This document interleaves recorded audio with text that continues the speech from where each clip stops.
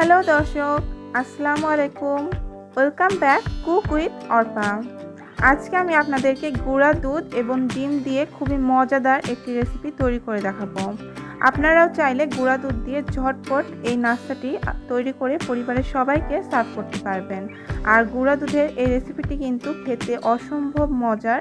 শুধুমাত্র 1 কাপ গুঁড়া দুধ এবং 2টি ডিম দিয়ে আজকের আমি এই নাস্তাটি তৈরি করেছি। আশা করছি আমার আজকের এই রেসিপিটি আপনাদের সবার কাছে ভালো লাগবে। আপনারাও বাসায় ট্রাই করে দেখবেন। পরিবারের সবাই ছোট থেকে বড় চেটে পুটে এই ডেজার্টটি শেষ করবেন। তাহলে চলুন সরাসরি আমি মূল রেসিপিতে চলে যাই। আমি এখানে রেসিপিটি তৈরি করার জন্য 1 কাপ গুঁড়া দুধ এবং 2টা ডিম নিয়ে নিয়েছি। প্রথমে আমি দুধটাকে প্রসেসিং করে নেব। এর জন্য আমি চুলায় একটা কড়াই বসিয়ে 2 কাপ পানি গরম করে নিয়েছি। পানিটা ঠিক টকবগিয়ে ফুটছে না, কিন্তু বেশ গরম হয়ে গিয়েছে। এখন পানিটা যখন গরম হয়ে গিয়েছে তখন চুলাটা বন্ধ করে গুঁড়া দুধটা পানির মধ্যে দিয়ে দিলাম। চুলাটা কিন্তু আমি বন্ধ করে দিয়েছি। এখন খুব ভালোভাবে নেড়ে চেড়ে এটাকে মিশিয়ে নেব। এরপর এটাকে একটা সাইডে রেখে পুরোপুরি নর্মাল টেম্পারেচারে নিয়ে আসতে হবে। খেয়াল রাখতে হবে দুধের উপরে যেন কোনো সর না পড়ে। একটু নাড়াচাড়া দিবেন, তাহলে কিন্তু আর সর পড়বে না। নেড়ে চেড়ে এটাকে একেবারেই রুম টেম্পারেচারে নিয়ে আসতে হবে। এরপর আমি ডিমটাকে প্রসেসিং করে নেব। আমি ডিমটাকে একটা বোলের মধ্যে নিয়ে নিচ্ছি। দিয়ে দিচ্ছি 1/3 কাপ চিনি। চিনিটা আপনারা একটু আপনাদের টেস্ট অনুযায়ী দিবেন, চাইলে আর একটু বাড়িয়ে নিতে পারেন। এখন আমি এখানে দিয়ে দিচ্ছি স্ট্রবেরি এসেন্স।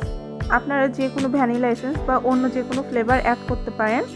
এই ডেজার্টটাতে আমার স্ট্রবেরি এসেন্সটা দিলে বেশি ভালো লাগে। এখানে আমি 1/2 চা চামচ দিয়ে দিচ্ছি। এখন চিনি, ডিম আর এসেন্স একসাথে খুব ভালোভাবে ফেটিয়ে নিচ্ছি। এখানে কিন্তু ডিমের কোনো ফোম তৈরি করা যাবে না, জাস্ট চিনিটা গলে গেলেই হয়ে যাবে। এমনভাবে নাড়তে হবে যাতে ডিমের সাদা অংশ এবং হলুদ অংশ খুব ভালোভাবে একে অপরের সাথে মিশে যায়। এই তো আমার সব কিছু মিক্স হয়ে গেছে, চিনিটাও গলে গিয়েছে। এখন আমি যে দুধটা রেখে দিয়েছিলাম সেটা কিন্তু একদম ঠান্ডা হয়ে গিয়েছে। এখন সেটাকে এই ডিমের সাথে মিক্স করে নেব। আমি ডিমের মধ্যে সম্পূর্ণ 2 কাপ দুধটা ঢেলে দিচ্ছি।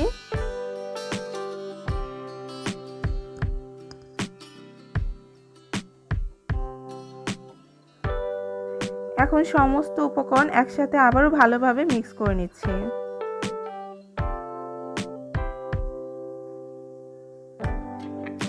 এখন এটাকে একটা সাইডে রেখে দিচ্ছি। তারপর চলে যাচ্ছি আবারও চুলাইতে। আমি এখানে চুলাইতে একটা কড়াই বসিয়ে দিয়েছি আর দিয়ে দিচ্ছি 1/4 কাপ পরিমাণ চিনি। এখন এই চিনিটাকে আমি ক্যারামেল করে দেব। চুলার ফ্লেমটা লো ফ্লেমে রেখে চিনিটাকে ক্যারামেল করতে হবে। আর চিনিটাকে কিন্তু প্রথম পর্যায়ে নাড়াচাড়া করা যাবে না। চিনিটা যখন গলতে শুরু করবে তখন এভাবে চামচ দিয়ে নেড়ে চেড়ে কালার করে নিতে হবে। আপনারা ক্যারামেলের কালারটা যতটা গাঢ় চান, যেমন কালার চান সেরকম কালার করে নেবেন। আমি একটু হালকা কালার করে নিয়েছি। এই তো আমার ক্যারামেলটা কিন্তু তৈরি হয়ে গিয়েছে। এখন এটাকে চুলা থেকে নামিয়ে নিচ্ছি। নামিয়ে একটা বাটিতে ক্যারামেলটাকে সেট করে নিতে হবে।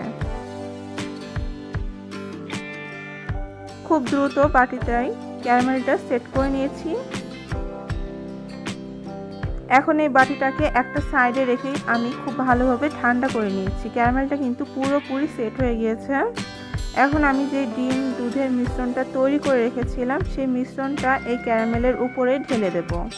ক্যারামেলটা কিন্তু পুরোপুরি ঠান্ডা হওয়ার পরে, সেট হওয়ার পরেই কিন্তু মিশ্রণটা ঢালতে হবে। আপনারা চাইলে একদম প্রথম পর্যায়ে কিন্তু এই ক্যারামেলটা তৈরি করে রাখতে পারেন, তাহলে ততক্ষণে ক্যারামেলটা ঠান্ডা হয়ে যাবে। এখন আমি সমস্ত মিশ্রণ ঢেলে দিলাম।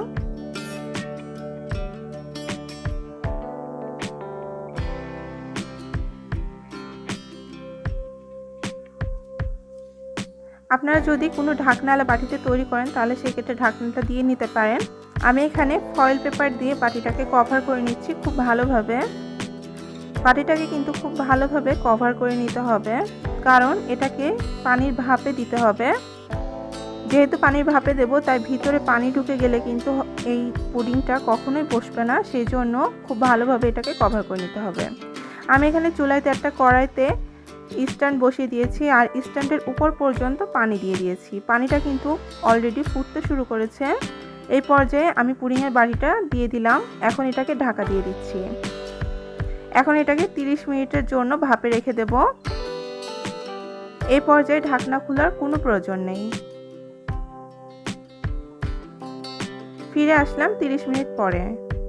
আমি প্রথম 5 মিনিট চুলার ফ্লেমটাকে একটু হাই ফ্লেমে রেখেছিলাম আর তারপরে চুলার ফ্লেমটাকে একেবারে যতটা লোতে করা যায় ততটা লোতে রেখে 30 মিনিটের মতো এটাকে সিদ্ধ করে নিয়েছি।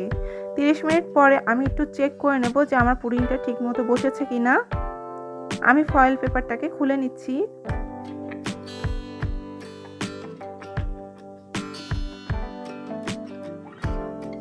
এই তো আমার পুডিংটা সেট হয়ে গিয়েছে। আমি একটা টুথপিকের সাহায্যে চেক করে নিচ্ছি। এই যে দেখুন আমার টুথপিকটা কিন্তু ক্লিন এসেছে। যদি আমার পুডিংটা ভালোভাবে সেট না হতো তাহলে কিন্তু টুথপিকটা ক্লিন বের হতো না।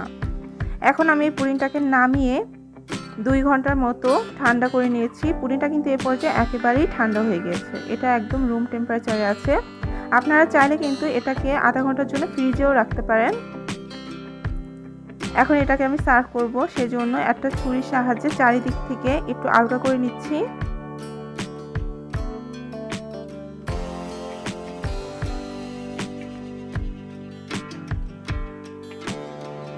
এখন এটাকে উপর করে একটা প্লেটে ঢেলে নেব। গুঁড়া দুধের পুডিং যে এখন পর্যন্ত খায়নি সে কিন্তু পুডিংয়ের আসল মজাটাই পায়নি। আপনারা কিন্তু সামান্য 1 কাপ গুঁড়া দুধ দিয়ে আর 2টা ডিম দিয়ে এত বড় একটা পুডিং তৈরি করে নিতে পারবেন।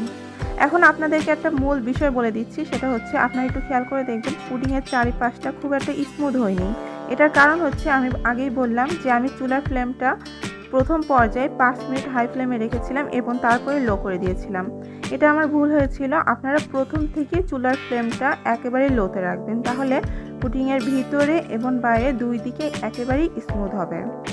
আমার চ্যানেলে আরও পুডিংয়ের ভিডিও আছে, সেগুলো আপনারা দেখে নিতে পারবেন। সবগুলোতেই পুডিংগুলো কিন্তু অনেক স্মুথ আছে, কিন্তু আজকে একটু তাড়াহুড়া করতে যে আমার বাইরেটায় এরকম হয়ে গেছে, কিন্তু ভিতরটা লক্ষ্য করুন একেবারেই কিন্তু ভিতরটা স্মুথ আছে। আপনারা বাসায় গুঁড়া দুধের পুডিংটা তৈরি করে দেখবেন, আশা করছি ভালো লাগবে। আর আমি যে টিপসগুলো আপনাদের দিয়েছি সেগুলো ফলো করবেন, ইনশাল্লাহ আপনাদের পুডিংও আমাদের পুডিংয়ের মতো সুন্দর হবে। কালারটা দেখেছেন কতটা সুন্দর এসেছে।